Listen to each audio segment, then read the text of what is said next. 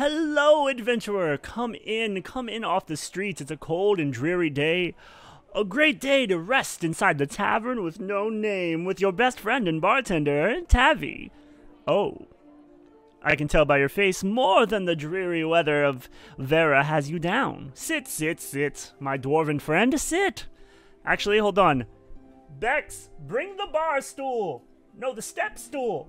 Yeah, we put out the tall chairs. Dwarves have a terrible time getting on there. Bring out the step stool. Here you are, my friend. Yes. Bex, put it down. Yes. Just step on up. Get on. Hello, welcome in. What can I get for you to drink, or better yet, what's on your mind and your heart? Oof, I recognize the face. I do. That's the face of heartbreak. It's got to be quite the break, because you dwarves are known for having quite the sturdy heart. Moradin? Well, it's nice to meet you, Moradin. I am Tavi, the proprietor of this fine establishment, the finest establishment this side of the void. I am Tavi Earnforge. Yes, I know that Tavi and Earnforge make tavern. Yes, I get it. Hilarious. But this is the tavern with no name. A great place to heal one's broken heart. So tell me, what happened? Who is this witch? This vile being who broke your hearts? You wish not to say. Understood. Forget it. I never asked the question. So what happened?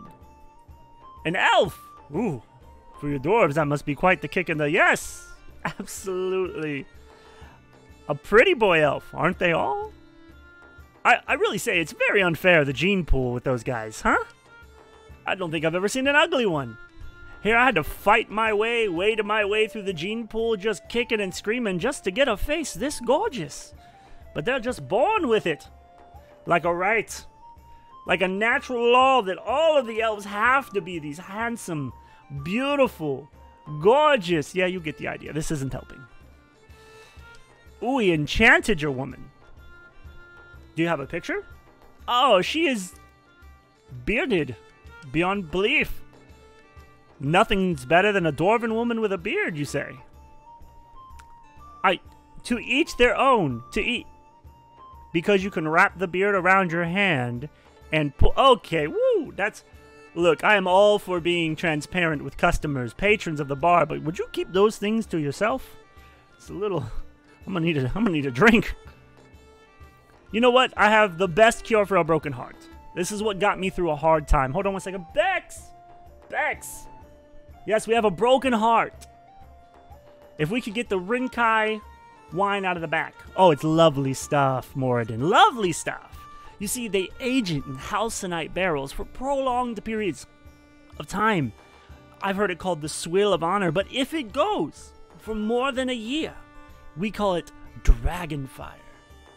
It's really the same thing, a little bit stronger, but the marketing on Dragonfire, oh, out of this world. I sell 4 times as much if I call it that, but you'll have to have some sort of an integrity as a tavern owner. So after a year, we switch over to the Dragonfire, and it sells like hotcakes.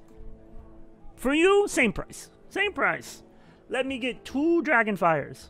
1 to make you feel a little bit better. 2 to make you forget. Ah, broken heart.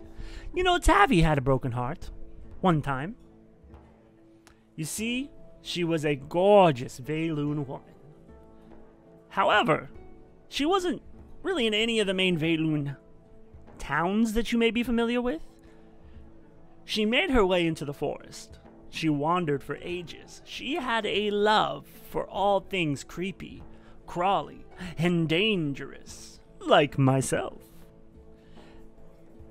And believe it or not, I fell in love with her as she was wrestling with a giant scorpion.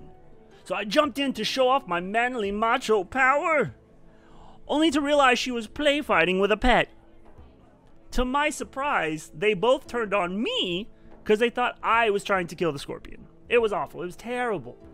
It was the most beautiful and enchanting, life-threatening situation I'd ever been a part of.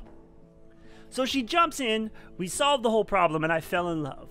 Only to eventually find out that her adopted older brother was a menace on the land of Vera. You may or may not have heard his footsteps In the background, as you traverse this giant and magical world that we live in,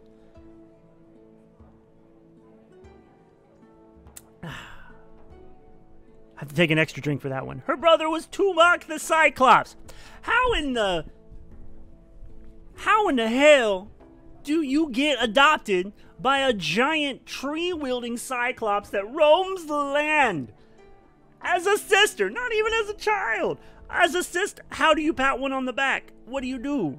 Do you hug his toe at night? I never understood. Anyway, once all of this came to light, and good old big brother Tumak found out that I was interested in his adopted wife, daughter, all hell broke loose. It was wild.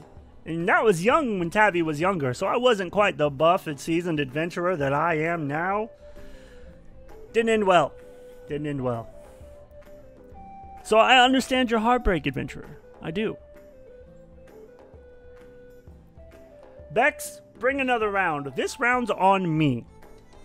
I wish for you to drink, to forget, to love again, to know that one broken heart is not your eternity.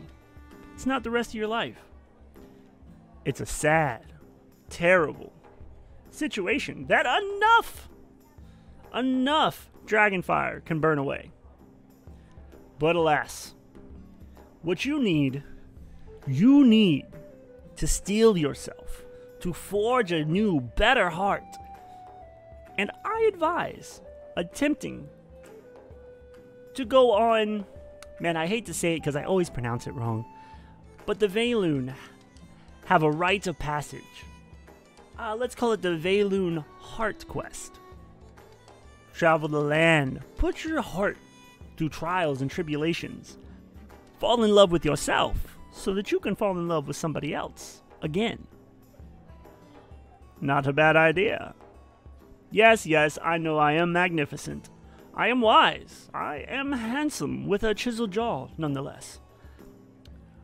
I am also your friendly tavern owner, proprietor, and at this point, Morandon, with the tears and the blood, the sweat, the drinks we've shared, a friend. So for you and anybody else around this tavern that's been eavesdropping, remember, you can always forge your hearts anew. And not a whole lot that enough Rinkai Dragonfire can't solve. Ha! Well, drink, enjoy. There's many more patrons. Food to be made, drinks to be aged. Thanks for coming in to the Tavern with No Name. And drink up.